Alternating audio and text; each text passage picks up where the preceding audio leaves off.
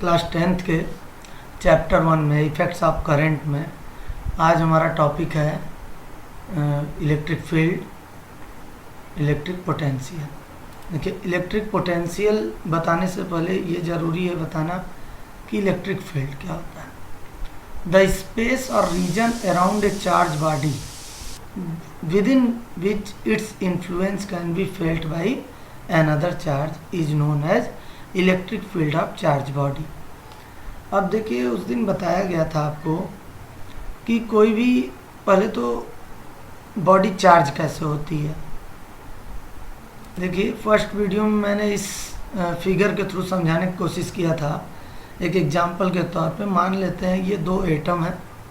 Atom के अंदर ये न्यूक्लियस है और उसके चारों तरफ ये इलेक्ट्रॉन अलग अलग ऑर्बिट में रिवोल्यूशन कर रहे हैं, रिवॉल्व कर रहे हैं। ठीक है। अब 5 प्रोटॉन यहाँ थे न्यूक्लियस के अंदर, पॉजिटिव चार्ज, और 5 निगेटिव चार्ज यानी 5 इलेक्ट्रॉन थे। ठीक, यहाँ भी 5 पॉजिटिव चार्ज और 5 निगेटिव चार्ज थे। इस वजह से एटम क्या था, उस पर नेट चार्ज क्या था, 0, क्योंकि 5 प्लस थे और 5 माइनस। 5 प्लस और 5 माइनस थे तो भाई दोनों पे नेट चार्ज क्या था, 0। रबिंग से पहले इन एटम्स पे नेट चार्ज 0 था। लेकिन जब इन एटम्स को आपस में रब किया गया, रगड़ा गया, तो क्या हुआ, रबिंग के बाद कुछ इलेक्ट्रॉन जो कि इसके आउटर ऑर्बिट में थे, ठीक है, वो प्लैनेट्स का एग्जांपल समझाया था आपको। जैसे मान लीजिए सन न्यूक्लियस है और सन के चारों तरफ अलग अलग ऑर्बिट में अलग अलग प्लैनेट रिवॉल्व करते हैं। तो जो प्लैनेट सबसे पास वाले ऑर्बिट में होगा उस पे सन की सबसे ज़्यादा फोर्स लगेगा, फिर उससे बाद वाले पे थोड़ा कम, उससे बाद वाले पे थोड़ा कम, और लास्ट वाले ऑर्बिट वाले पे प्लैनेट पे सन का इफेक्ट सबसे कम होगा। इसी तरह न्यूक्लियस का भी लास्ट वाले ऑर्बिट में जो इलेक्ट्रॉन रिवॉल्व कर रहा है उस पर इसकी जो पकड़ होगी, इसकी जो कमांड होगी वो कमज़ोर होगी। तो जब रबिंग होने लगता है तो रबिंग से इस लास्ट वाले ऑर्बिट के इलेक्ट्रॉन को कुछ एनर्जी मिलती है, जिसकी वजह से ये इलेक्ट्रॉन जंप करके दूसरे एटम के ऑर्बिट में ट्रांसमिट हो जाता है। ठीक है। तो अब देखिए, जब ट्रांसमिट हो गया तो अब यहाँ पे 5 प्लस थे पॉजिटिव, न्यूक्लियस में 5 प्लस थे, लेकिन अब इलेक्ट्रॉन कितने बचे, केवल 4 इलेक्ट्रॉन ही बचे, नेगेटिव चार्ज 4 हो गया। और यहाँ पे देखिए 5 प्लस चार्ज है, पॉजिटिव प्रोटॉन, और इस पे से एक इलेक्ट्रॉन इस पे जंप किया, इस वजह से इस पे कितना इलेक्ट्रॉन होगा, 6। तो अब यहाँ पे प्लस वाला ज़्यादा है, माइनस वाला कम है, तो इस पे पॉजिटिव का इफेक्ट ज़्यादा होगा, तो इसे हम इलेक्ट्रिकली पॉजिटिव कर सकते हैं। इस पे इलेक्ट्रॉन ज़्यादा है, प्रोटॉन कम है, तो इसे हम इलेक्ट्रिकली नेगेटिव कह सकते हैं। इसका सीधा सा यह मतलब है कि जब भी किसी एटम के ऊपर प्रोटॉन और इलेक्ट्रॉन्स के नंबर में डिफरेंस आ जाए, देख रहे हैं, प्रोटॉन और इलेक्ट्रॉन्स के नंबर में डिफरेंस आ जाता है, तो इसका मतलब कि वो एटम चार्ज हो जाता है। यदि इलेक्ट्रॉनों का नंबर प्रोटॉनों के नंबर से अधिक हो जाए, जैसे यहाँ देखिए इलेक्ट्रॉनों का नंबर प्रोटॉनों से अधिक हो जाए, तो परमाणु जो एटम है वो निगेटिवली चार्ज हो जाएगा। ठीक है। और यदि इलेक्ट्रॉन्स का नंबर कम हो जाए प्रोटॉन से, तो इसका मतलब कि वो पॉजिटिव चार्ज हो गया। ठीक है। इससे क्या क्लियर हो रहा है कि कोई भी, समझे, कोई भी ऑब्जेक्ट हो, उसके चार्ज होने का मतलब ये है कि उस ऑब्जेक्ट पर, उस बॉडी पर, एटम्स पर, उस बॉडी के एटम्स पर इलेक्ट्रॉन्स की जो नंबर है वो या तो कम हो गया है या तो अधिक हो गया है। अगर हम कहते हैं कि कोई बॉडी चार्ज हो गई, तो हम ये समझ जाएंगे कि उस बॉडी के एटम्स पर इलेक्ट्रॉन्स की संख्या या तो बढ़ गई है या तो घट गई है। इससे ये क्लियर होता है कि किसी भी बॉडी के चार्ज होने में इलेक्ट्रॉन्स की भूमिका सबसे अधिक है। ठीक है। प्रोटॉन्स की कोई भूमिका नहीं है, कोई रोल नहीं है, इलेक्ट्रॉन्स का ही रोल होता है। तो हम जब कहते हैं कि कोई बॉडी चार्ज हो गई, इसका मतलब उस पर या तो इलेक्ट्रॉन्स बढ़ गए या तो घट गए हैं। इसका मतलब किसी बॉडी पे जितने ज़्यादा चार्ज कलेक्ट होते जाएंगे उतना ही ज़्यादा उसका प्रभाव, इफेक्ट भी बढ़ेगा, इन्फ्लुएंस भी होगा। तो इसके बाद अपने टॉपिक पे आते हैं। देखिए ये कह रहा है कि द स्पेस और region around a charge body charge है तो उसके चारों ओर का वह स्पेस, वह जगह with in which it influence can be felt by another charge. मतलब किसी चार्ज बॉडी के पास जब हम किसी दूसरी चार्ज बॉडी को ले आते हैं तो क्या होता है कि दूसरी चार्ज बॉडी कुछ इन्फ्लुएंस, एक इफेक्ट, एक फोर्स महसूस करती है। जैसे इस फिगर में देखिए ये कोई चार्ज है प्लस क्यू चार्ज, ओके।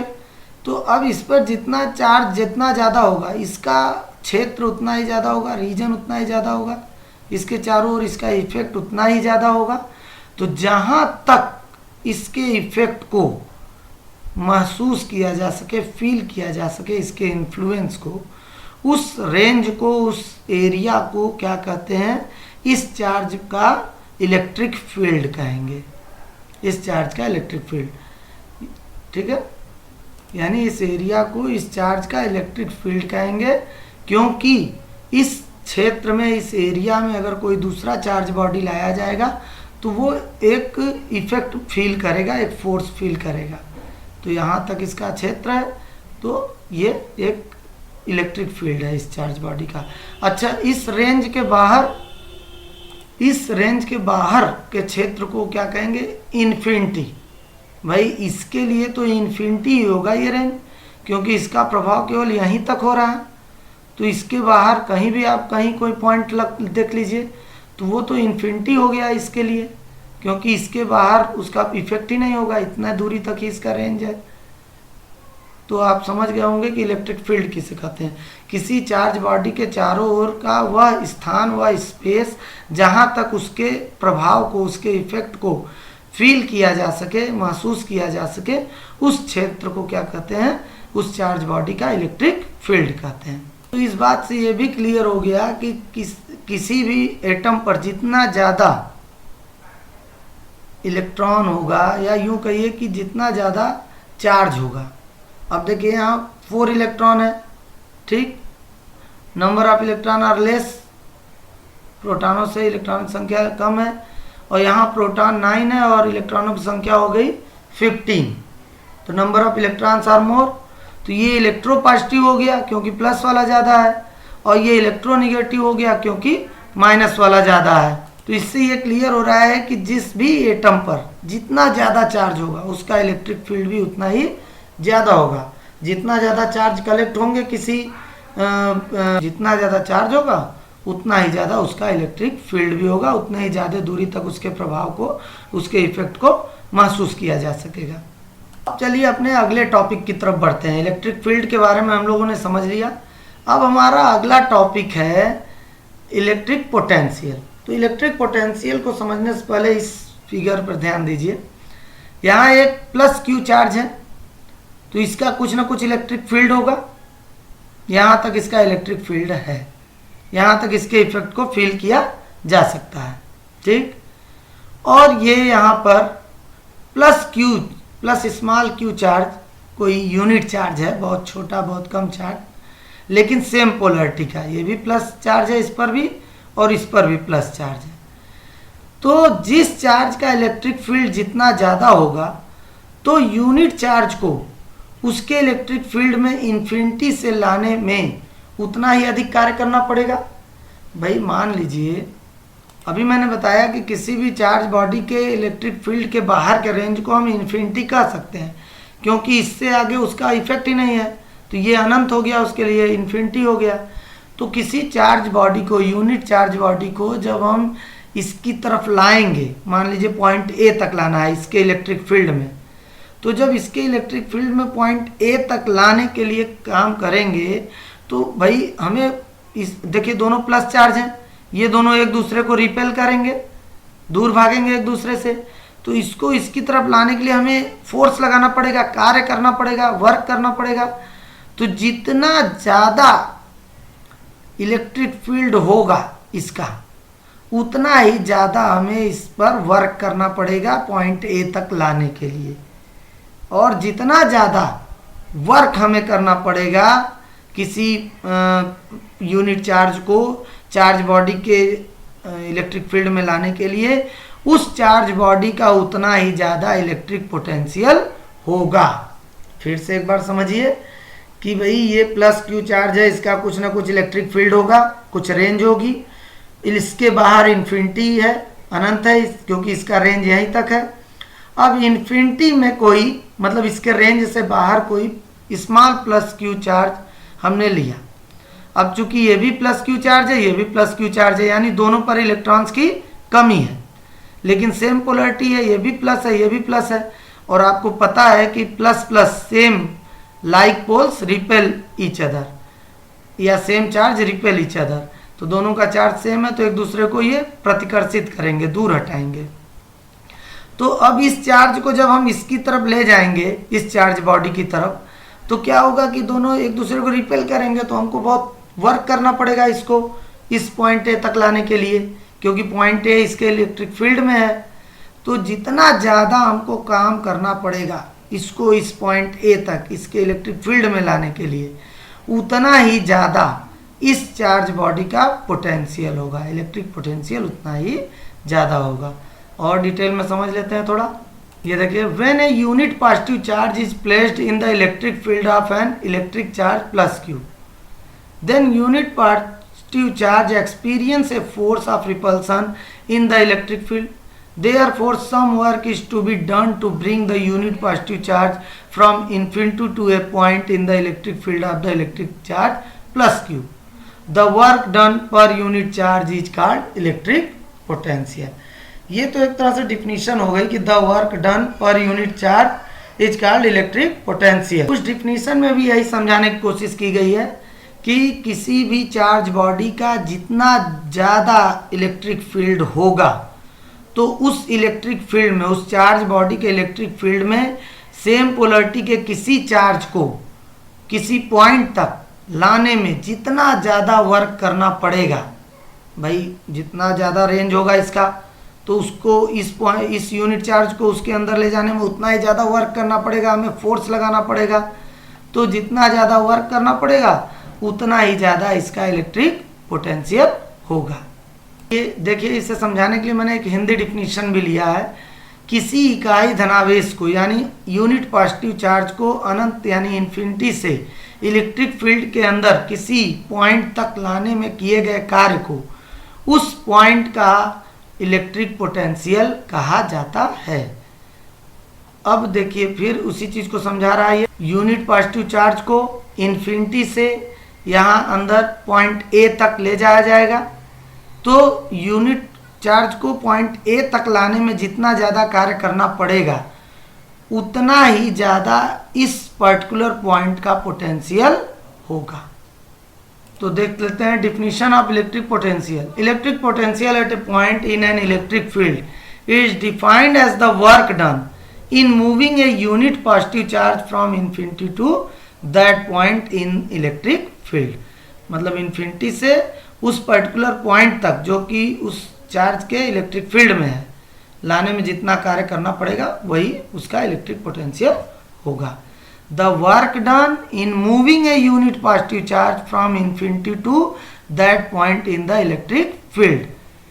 ठीक है, तो work done, let W be the work done in moving a charge small q from infinity to a point in the electric field, then the electric potential at that point is given by। तो कितना होगा उस point पे electric potential, इससे capital V से represent करते हैं, work done upon charge, capital W upon small q, work done upon total charge. Unit of potential, SI unit, the unit of potential is volt. जो potential की unit होती है, potential को हिंदी में विभव कहते हैं, जो कि किसी भी चार्ज के फ्लो की डायरेक्शन को निर्धारित करता है। इलेक्ट्रिक पोटेंशियल जो होता है वो किसी भी चार्ज के फ्लो की डायरेक्शन को डिसाइड करता है। अभी आगे इसको समझाऊंगा। तो आप जानिए कि पोटेंशियल का SI यूनिट होता है volt, it is denoted by capital V। तो अब निकाल देते हैं, एक यूनिट और होती है W/Q होता है V इज इक्वल टू, तो W की यूनिट होती है जूल और Q की यूनिट होती है चार्ज की कूलाम। तो जूल पर कूलाम ये भी एक यूनिट हुई किसकी, इलेक्ट्रिक पोटेंशियल की। एक यूनिट हुई वोल्ट और दूसरी हुई जूल पर कूलाम। और 1 वोल्ट की डिफिनीशन कैसे बनेगा, 1 volt is equal to 1 joule upon 1 coulomb. तो बस thus electric potential is said to be 1 volt if 1 joule work is done in moving 1 coulomb charge from infinity to that point। यानी कि अगर 1 coulomb charge को हमें किसी charge body के electric field में ले जाने में 1 जूल कार्य करना पड़े तो कितना उसका पोटेंशियल होगा, 1 वोल्ट। एक चीज और, electric potential is a scalar quantity. ठीक है, आपको अगर स्केलर और वेक्टर क्वांटिटी के बारे में नहीं पता है तो you should follow my channel and watch the video related to vector and scalar quantities in the videos of distance and displacement of class 9। It is available on my channel, you can watch it. तो देखिए, electric potential is a scalar quantity. तो scalar quantity है क्यों, क्योंकि केवल इसका magnitude ही पर्याप्त है इसको डिफाइन करने के लिए। कहा जाता है कि किसी चीज़ का पोटेंशियल कितना है, 5 volt, 7 volt, 8 volt, it is enough to define it. इसमें डायरेक्शन का कोई रोल नहीं होता, इसीलिए electric potential is a scalar quantity. देखिए, smaller units of electric potential, तो 1 millivolt is equal to 10⁻³ volt, 1 microvolt is equal to 10⁻6 volt. ये millivolt को सिंबॉलिक फॉर्म में लिखे हैं, ये माइक्रोवोल्ट को सिंबॉलिक फॉर्म में लिखे हैं। Larger unit of electric potential, तो 1 kilo volt is equal to 10⁻³ volt and 1 mega volt is equal to 10⁻6 volt. तो यहाँ देखिए -3 -6 है, यहाँ +3 +6 है। These are larger units and these are smaller units. You must keep it in your mind. It will be used during the solving of numericals। ये देखिए, ये Alessandro वोल्टा है, इन्हीं के नाम पर जो है unit of electric potential was named in the honour of Alessandro Volta. जो वोल्ट यूनिट दी गई है पोटेंशियल की, वो इन्हीं के ऑनर में दी गई है। You should know about him. देखिए, अभी तक हम लोगों ने इलेक्ट्रिक पोटेंशियल के बारे में समझा। अब इलेक्ट्रिक पोटेंशियल डिफरेंस, इसके बारे में जानना बहुत ज़रूरी है। दोनों को रिलेटेड ही हैं, बहुत माइनर डिफरेंस है, ध्यान दीजिए। इलेक्ट्रिक पोटेंशियल डिफरेंस, तो सबसे पहले इस टॉपिक को समझने से पहले हमें इस फिगर को ध्यान से देखना है। यहाँ 2 कॉलम है, A एंड B, वाल्व के थ्रू दोनों कनेक्टेड हैं और इनमें वाटर फिलअप है। देखिए, इसमें वाटर लेवल हाई है, इसमें वाटर लेवल लो है। To understand the concept of electric potential difference, consider a vessel consisting of 2 arms A and B as shown in figure 1. The water level in arm A is higher than the water level in arm B when valve is closed। जब valve बंद है तो इसका level high है, इसका level low है। We know that pressure exerted by a liquid in a vessel at the bottom of the vessel is directly proportional to the height of liquid in vessel। Class 8 में हम लोग पढ़ चुके हैं इसके बारे में कि जो जितनी ज़्यादा हाइट होगी लिक्विड कॉलम की, तो उस बेस पर उतना ही ज़्यादा लिक्विड प्रेशर लगता है। ठीक है, therefore pressure exerted by water in arm a is greater than the pressure exerted by water in arm b. Arm a में वाटर लेवल ज़्यादा है तो ये ज़्यादा प्रेशर लगाएगा, ये कम प्रेशर लगाएगा। It means that there is pressure difference between the arm A and B. तो भाई इसका प्रेशर ज़्यादा है, इसका कम है, इसका मतलब यहाँ कुछ प्रेशर डिफरेंस है, प्रेशर का कुछ ना कुछ अंतर है। When the valve is opened, जैसे ही वाल्व को ओपन किया गया, the water flows from arm A to arm B of the vessel due to pressure difference। जैसे ही आपने आर्म A से आर्म B में वाटर फ्लो वाल्व ओपन किया तो वाटर क्या हुआ, हाई लेवल से लो लेवल की ओर मूव करने लगा, हाई प्रेशर से लो प्रेशर की ओर मूव करने लगा। और तब तक this flow of water continues till the water level in both the arms are the vessel become equal और there is no pressure difference between the two arms. और तब तक वाटर यहाँ से यहाँ जाता रहेगा जब तक कि दोनों का लेवल इक्वल ना हो जाए, यानी कि दोनों के बीच प्रेशर डिफरेंस 0 ना हो जाए, तब तक वाटर मूव करेगा। This activity shows that the water flows from higher pressure to lower pressure. In other words, water flows from one region to another region only if there is a pressure difference between the two regions. भाई water एक क्षेत्र से, एक area से दूसरे area में क्यों जा रहा है? क्योंकि दोनों में प्रेशर डिफरेंस है, एक जगह हाई प्रेशर है, एक जगह लो प्रेशर है, तभी तो वाटर यहाँ से यहाँ की तरफ जा रहा है। ठीक, तो इस एक्टिविटी के थ्रू आपको पोटेंशियल के बारे में भी समझाया जा रहा है कि जो चार्ज है वो कब फ्लो करेगा। चार्ज तभी फ्लो करेगा जब एक चार्ज बॉडी पे बहुत ज़्यादा चार्ज हो। ठीक, कोई बॉडी है उस पर बहुत ज़्यादा चार्ज हो और दूसरी बॉडी पे बहुत कम चार्ज हो, या यूं कह सकते हैं कि एक बॉडी पे बहुत ज़्यादा इलेक्ट्रॉन्स हो और दूसरी बॉडी पे नंबर ऑफ इलेक्ट्रॉन्स कम हो, तो हो गया डिफरेंस। ये हाई पोटेंशियल मैंने बताया था कि जिस बॉडी पे जितने ज़्यादा इलेक्ट्रॉन होंगे उसका पोटेंशियल उतना ही हाई होगा। ओके, और जिस पे जितने कम इलेक्ट्रॉन होंगे उसका पोटेंशियल उतना ही लो होगा। तो ज़्यादा इलेक्ट्रॉन वाला चार्ज बॉडी का पोटेंशियल हाई हो गया और कम इलेक्ट्रॉन वाले बॉडी का पोटेंशियल लो हो गया। तो अब देख रहे हैं आप, डिफरेंस आ गया, पोटेंशियल डिफरेंस, इसका पोटेंशियल हाई और इसका पोटेंशियल लो। चलिए आगे इसको समझते हैं। अब इस फिगर को ध्यान से देखिए। अभी जब पोटेंशियल को बता रहे थे हम, तो जो यूनिट चार्ज था उसको हम इन्फिनिटी से लाते थे इसके इलेक्ट्रिक फील्ड के अंदर किसी पॉइंट तक। ठीक, लेकिन अब इस फिगर में क्या हो रहा है कि electric field plus Q charge का ये है।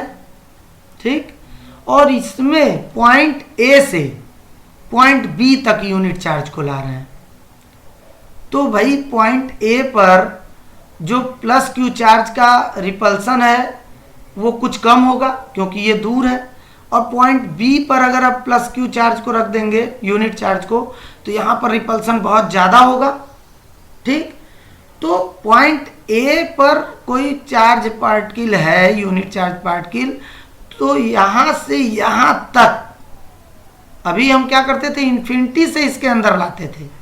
अब हम क्या कर रहे हैं, इसके इलेक्ट्रिक फील्ड में ही किसी पॉइंट ए से यूनिट चार्ज को पॉइंट बी तक ला रहे हैं। तो पॉइंट ए से पॉइंट बी तक लाने में जो कार्य करना पड़ा उसी को क्या कहेंगे, potential difference, electric potential difference. अभी जो ऊपर एग्जाम्पल हम लोग दे रहे थे वाटर लेवल का, उसको समझाने का यही मात्र मतलब था कि भाई यहाँ पर देखिए दोनों के बीच यहाँ पे कम फोर्स लग रहा था, कम इन्फ्लुएंस हो रहा था, यहाँ पे ज़्यादा इन्फ्लुएंस्ड हो रहा था। तो यहाँ से यहाँ तक लाने में इसको ज़्यादा काम करना पड़ा, और जितना ज़्यादा काम करना पड़ेगा तो चूँकि दोनों के बीच पोटेंशियल डिफरेंस उतना ज़्यादा ही होगा, यहाँ का पोटेंशियल उतना हाई और यहाँ का पोटेंशियल उतना लो, तो प्रेशर डिफरेंस आ गया, पोटेंशियल डिफरेंस। और इस पोटेंशियल डिफरेंस के कारण पॉइंट ए से पॉइंट बी तक चार्ज को लाने में हमको जितना काम करना पड़ेगा वही इसका इलेक्ट्रिक पोटेंशियल डिफरेंस होगा। देखिए यहाँ विभवांतर होता है, इलेक्ट्रिक पोटेंशियल डिफरेंस को कहते हैं विभवों का अंतर, इलेक्ट्रिक पोटेंशियल डिफरेंस।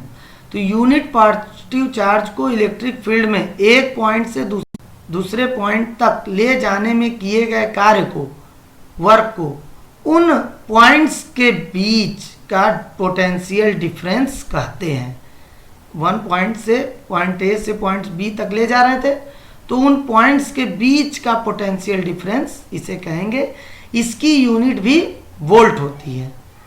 ठीक, यदि आप यूनिट पॉजिटिव चार्ज Q को 2 पॉइंट्स A और B के बीच ले जाने में मान लीजिए कैपिटल W जूल वर्क करना पड़े, तो उनके बीच पोटेंशियल डिफरेंस कितना होगा, तो निकाल लेते हैं। वही फार्मूला लगेगा, V is equal to work done upon flowing charge. तो वर्क डन यानी W joule and upon Q coulomb, W by Q। Potential और पोटेंशियल डिफरेंस दोनों का फार्मूला सेम ही है। Electric potential difference between 2 points A and B is defined as the work done per unit charge in moving a unit positive charge from point A to point B। यहाँ उल्टा हो गया है, point A to point B। Let W be the work done in moving a charge Q from point B to point A। आप समझ लीजिएगा यहाँ पे थोड़ा सा पॉइंट के लिए, ठीक है। जो मैंने फिगर में इसे पॉइंट बी कर लीजिए और इसे पॉइंट ए, ताकि जो कंटेंट दिया है उसके अकॉर्डिंग हमारा फिगर हो जाए, ठीक है। तो पॉइंट बी से पॉइंट ए तक लाने में हमें जितना कार्य करना पड़ा वही इन दोनों पॉइंट्स के बीच का पोटेंशियल डिफरेंस कहलाएगा। Then the potential difference V A minus V B, दोनों का पोटेंशियल डिफरेंस माइनस कर दिया जाए। V A minus V B between these 2 points is given by delta V. जो डिफरेंस आया उसको देखिए डेल्टा वी से रिप्रेजेंट करते हैं। जब माइनस करेंगे तो जो रिजल्ट आएगा वो डेल्टा वी, कोई चेंज, कोई value, is equal to W upon Q, work done upon flowing charge. तो unit of electric potential difference, SI unit of electric potential difference is volt, it is denoted by capital V। Formula same, work upon charge. तो इसको देखिए, वो charge को हम एक formula हम लोग जानते हैं, ये फार्मूला अभी हमें आगे पढ़ना है, इसने यूज कर दिया है यहीं पे। Charge is equal to current into time and electric potential difference is also a scalar quantity. तो इलेक्ट्रिक पोटेंशियल और electric potential difference, electric potential क्या था, किसी एक पर्टिकुलर पॉइंट की बात थी, वो वहाँ इलेक्ट्रिक पोटेंशियल की बात होती थी। और जब 2 पॉइंट्स के बीच की बात हो रही है तो वहाँ इलेक्ट्रिक पोटेंशियल डिफरेंस टर्म आ गया। दोनों की यूनिट सेम है, वोल्ट या जूल पर कूलम दोनों की यूनिट है, और दोनों ही स्केलर क्वांटिटी हैं। ये देखिए एक डिवाइस है, इसे वोल्ट मीटर कहते हैं। It is use to measure the voltage of anything, any device. तो इसे वोल्ट मीटर कहते हैं, जानते रहिए आप। Voltmeter is used to measure electric potential difference. A voltmeter in a circuit is shown as, किसी सर्किट के रूप में अगर हमें शो करना रहे वोल्टमीटर को तो ऐसे रिप्रेजेंट करेंगे। V is representing two the device voltmeter, एक तरफ पॉजिटिव टर्मिनल एक तरफ negative terminal. Voltmeter is a high resistance device, ठीक है। जो वोल्टमीटर होता है उसका रेजिस्टेंस बहुत ज़्यादा होता है, प्रतिरोधक क्षमता बहुत ज़्यादा होती है। और resistance of an ideal voltmeter is infinite. अगर आइडियल वोल्टमीटर तैयार हो जाए तो उसका तो रेजिस्टेंस इनफाइनाइट होगा। भाई दोनों मान लीजिए कोई 2 पॉइंट्स हैं, 2 चार्ज, तो दोनों के बीच का रेजिस्टेंस बहुत हाई होना चाहिए ना, तभी तो वो मेजर कर पाएगा कि कितना पोटेंशियल डिफरेंस है। तो जानते रहिए आइडियल वोल्टमीटर बनाना एक मुश्किल काम है, it is near about impossible. इसलिए कहा जाता है कि voltmeter is a high resistance device. How to connected voltmeter connected in a electric circuit. A voltmeter is always connected in parallel across a conductor or wire to measure the electric potential difference as shown in figure 2। यहाँ ये figure में देख रहे हैं, ये wire है हमारा और इसके पैरेलल में हम वोल्टमीटर को ऐड कर रहे हैं, यानी वायर के एक पॉइंट इस साइड और वायर के एक पॉइंट इस साइड, तभी ना पोटेंशियल डिफरेंस होगा, तभी तो ये मेजर कर पाएगा। अगर इसी लाइन में हम ऐड कर दें तो दोनों पॉइंट पे क्या होगा, पोटेंशियल सेम होगा, तो ये मेजर कैसे करेगा। तो इस वोल्टमीटर तभी मेजर कर सकता है जब एक जगह का पोटेंशियल हाई हो, एक जगह का पोटेंशियल लो हो। इसीलिए वायर के एक साइड एक वायर कनेक्ट करते हैं वोल्टमीटर का और दूसरे साइड दूसरा वायर, तो हमेशा इसे पैरेलल में कनेक्ट करते हैं। When voltmeter is connected in parallel across a conductor, then the positive terminal of the voltmeter must be connected with the positive terminal of the cell or battery, and its negative terminal must be connected with the negative terminal of the cell or battery जब use करते हैं तो voltmeter का positive side और negative side connect करते हैं। Remember, voltmeter of minimum list count measures voltage accurately. ये practical का मैटर हो गया, आपको प्रैक्टिकल कराया जाएगा तो इसका लिस्ट काउंट निकालना सिखाया जाएगा। वोल्टमीटर का लिस्ट काउंट का मतलब होता है कि ये डिवाइस सबसे छोटी से छोटी कितनी वोल्टेज को मेजर कर सकती है, उसी को लिस्ट काउंट कहते हैं। हर एक डिवाइस का लिस्ट काउंट निकाला जाता है, तो वोल्टमीटर यूज करेंगे तो वोल्टमीटर का भी लिस्ट काउंट निकालना पड़ेगा। एक न्यूमेरिकल देखिए इसी पे बेस्ड है, इलेक्ट्रिक पोटेंशियल डिफरेंस पे। Calculate the potential difference between two terminals of a battery if 100 joules of work is required to transfer 20 coulomb from one terminal of the battery to the other. ठीक है, तो क्या क्या दिया है, work done दिया हुआ है, work is equal to 100 joule, it is given, and Q is equal to 20 coulomb, it is also given. So we should first mention the terms which is given in the numerical. It will help us to solve the numerical in a easy way. तो W मालूम हो गया, Q मालूम हो गया, और voltage potential difference find out करना है V। तो we know that the formula delta V is equal to work upon charge. To put the value 100 upon 20, 5 volt. Hence potential difference between 2 points is equal to 5 volt. उस numerical पर based देखिए ये दो numerical आपको और दिए जा रहे हैं। I hope that you will solve it at home and try to understand the concept of electric potential and potential difference. आप इन क्वेश्चंस को भी सॉल्व कीजिए। और लास्ट में यदि आप लोगों को वीडियो अच्छा लगा हो, पसंद आया हो, तो आप कमेंट बॉक्स में जाकर कमेंट करें, अपने सजेशन दें। यदि किसी तरह का इसमें चेंज चाहते हैं, कोई और सुधार चाहते हैं, वीडियो अच्छा लगा हो तो लाइक ज़रूर करें। और यदि अभी तक चैनल को सब्सक्राइब नहीं किया है आपने, तो मेरे चैनल का नाम कोरोना है, यू कैन सब्सक्राइब इट।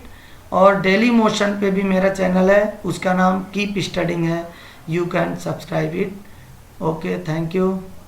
एक और बात बताना चाहता था, छूट गया ये टॉपिक में, कि इलेक्ट्रिक पोटेंशियल डिफरेंस का मतलब होता है वोल्टेज। जो हम लोग दिन रात बोलते नहीं, वोल्टेज डाउन हो गया, वोल्टेज हाई हो गया, इतना वोल्टेज चाहिए किसी चीज़ को चलाने के लिए, तो वो एक्चुअल में इलेक्ट्रिक पोटेंशियल डिफरेंस की हम बात करते हैं। तो आप जानते रहिए electric potential difference means voltage.